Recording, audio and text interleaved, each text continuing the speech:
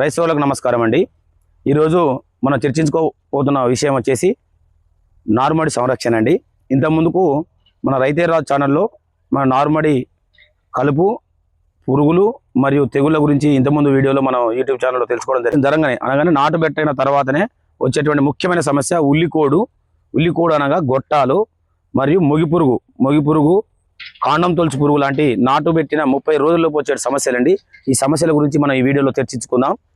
ఇప్పటి వరకు రైతే రాజు ఛానల్ను సబ్స్క్రైబ్ చేసుకునే వారు కంపల్సరీ సబ్స్క్రైబ్ చేసుకొని రైతులకు ఇలాంటి వీడియోల కోసం ఎన్నో వీడియోల కోసం షేర్ చేసి లైక్ కొడతారని మనం చేస్తూ, ఇప్పుడు ముఖ్యంగా మనకు వరినారులో నాటు వేస్తామనంగా 8 నుంచి 5 రోజుల ముందు, ఇంకా 8 రోజులైతే నాటు వేస్తామనంగా నారుమడిలో మనము ఉల్లికోడు సమస్యను అధిగమించడం కోసం కార్బోప్యూరాన్ 3G గుళికలు 1 ఎకరా నారుమడికి 7 నుంచి 6 గుంటల నారుమడికి 1 కేజీ 3G గుళికలు 1 కేజీ నుంచి 800 గ్రాముల 3G గుళికలను మనం ఇంకా వారం రోజులైతే నాటు వేస్తామనగా చల్లుకోవడం వల్ల, 1/2 ఇంచు నీళ్లు పెట్టి చల్లుకోవడం వలన ప్రధానమైనటువంటి నాటు వరిలో ఇలా ట్రాన్స్ప్లాంటేషన్ చేసిన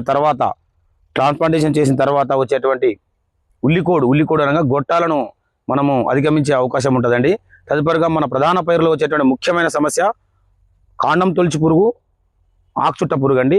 నాటు పెట్టిన 20 రోజుల లోపు, ఇట్లాంటి 20 నుంచి 30 రోజుల లోపు వచ్చేటువంటి ముఖ్యమైన సమస్య. కాబట్టి దీన్ని అధిగమించడం కోసం సిస్టమిక్ ఇన్సెక్టిసైడ్స్ క్లోరాంత్రనిలిప్రోల్ కానీ, టెట్రానిలిప్రోల్ కానీ 1 ఎకరా నారుమడికి 10 లీటర్ల నీటిలో 10 ml క్లోరాంత్రనిలిప్రోల్ కానీ, 10 ml టెట్రానిలిప్రోల్ కానీ 1 ఎకరా నారుమడికి పిచికారీ చేసుకొని, నీరు లేకుండా తీసేసి పిచికారీ చేసుకొని, ట్రాన్స్ప్లాంటేషన్ ముందు ఈ పిచికారీ చేసుకోవడం వల్ల మన ప్రధాన పైనటువంటి నాటులో 25 నుంచి 30 రోజులు వచ్చేటువంటి మొగిపురుగు, ఆకుచుట్ట పురుగును మన 20 రోజుల వరకు నియంత్రించుకున్న వారం అవుతామండి. ఈ నియంత్రణ కోసం మనం పెట్టే ఖర్చు 200 రూపాయలండి. లేదు మనం ఇప్పుడు కనుక నారు పచ్చగానే ఉంది, మంచిగానే ఉందని చెప్పేసి మనము లైట్ తీసుకొని యూరియానో న్యూట్రిషన్స్ ఇచ్చేసి ట్రాన్స్ప్లాంటేషన్ చేసుకున్న తర్వాత 20 రోజులకు మొగిపురుగు అటాక్ అవుతుంది.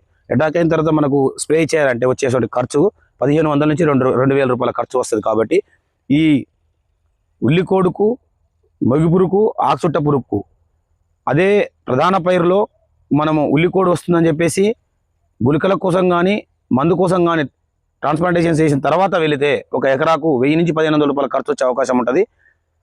మొగిపురుగుకైనా అంతే అండి.